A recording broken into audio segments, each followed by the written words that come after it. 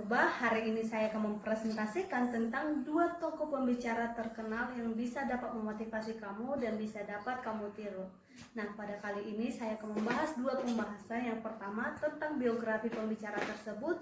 Yang kedua, rahasia sukses apa yang menjadi pembicara tersebut menjadi sukses. Nah, untuk lebih lengkapnya, mari kita simak pembahasan yang saya buat.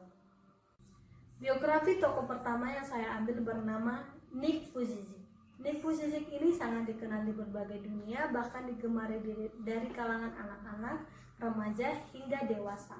Nick Vujicic ini memiliki satu istri dan juga 4 orang anak.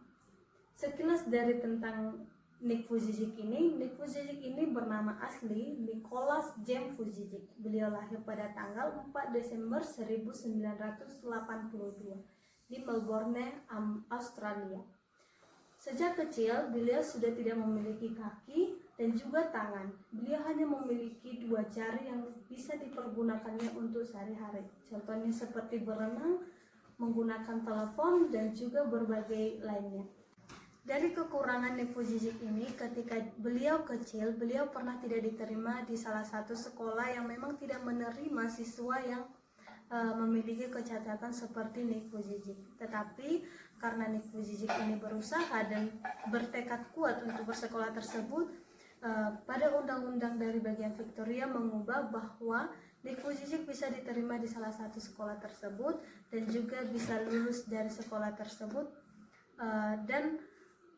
Ketika lulus, Nick Vujicic melanjutkan kuliahnya di salah satu university di Australia dengan mengambil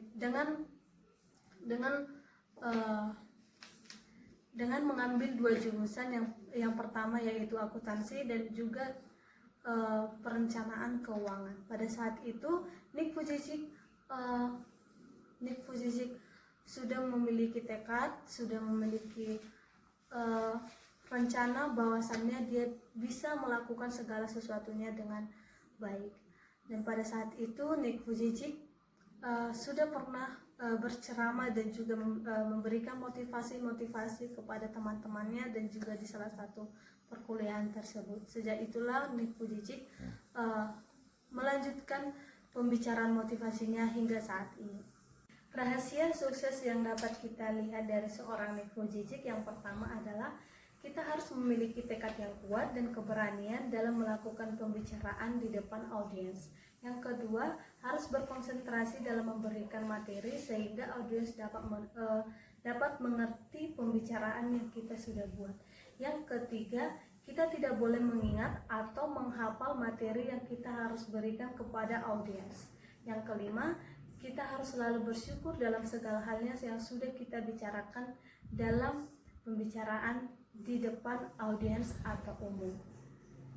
Nah, setelah Nick Vujicic, tokoh yang saya ambil seorang pembicara terkenal yang kedua adalah yang bernama Anthony Robbins. Siapa yang tidak mengenal seorang Anthony Robbins? Anthony Robbins ini sangat dikenal di berbagai dunia dan juga dia adalah salah satu yang dikenal sebagai seorang motivator dan juga pelatih dan juga seorang pembicara dengan bayaran termahal di seluruh dunia.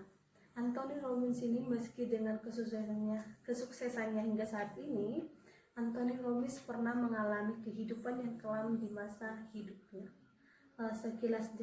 Sekilas tentang dari Anthony Robbins ini bernama asli Anthony J. Mahaforik.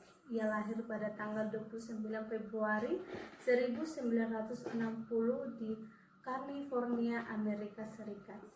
Ayahnya bernama Sage Robbins dan ibunya bernama Becky Robbins. Ayah dan ibunya bercerai sehingga ibunya menikah lagi dan Anthony Robbins ini memiliki 3 ayah tiri yang membuat keluarganya menjadi tidak harmonis. Saking miskinnya Anthony Robbins ini membuat Anthony Robbins pernah menerangi rumahnya dengan lilin karena tidak sanggup membayar tagihan listrik.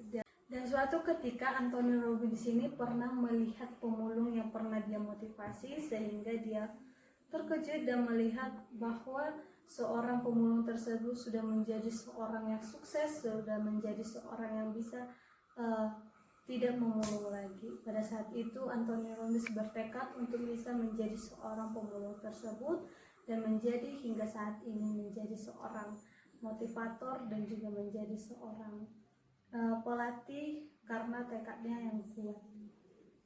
Yang kedua, rahasia sukses dari seorang Anthony Robbins yaitu yang pertama, pada saat kita presentasi, pada saat kita berbicara kepada audiens, kita harus melibatkan audiens dalam pembicaraan kita.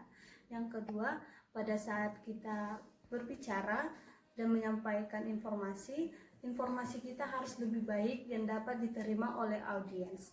Yang ketiga, pada saat kita berbicara juga, kita bisa menggunakan anggota tubuh kita sebagai pendukung dalam informasi atau penyampaian pesan yang kita sampaikan kepada audiens. Yang keempat, pada saat kita berbicara, kita bisa menggunakan ilustrasi cerita agar pesan kita bisa menjadi tersampaikan kepada audiens. Sekian presentasi saya ucapkan terima kasih.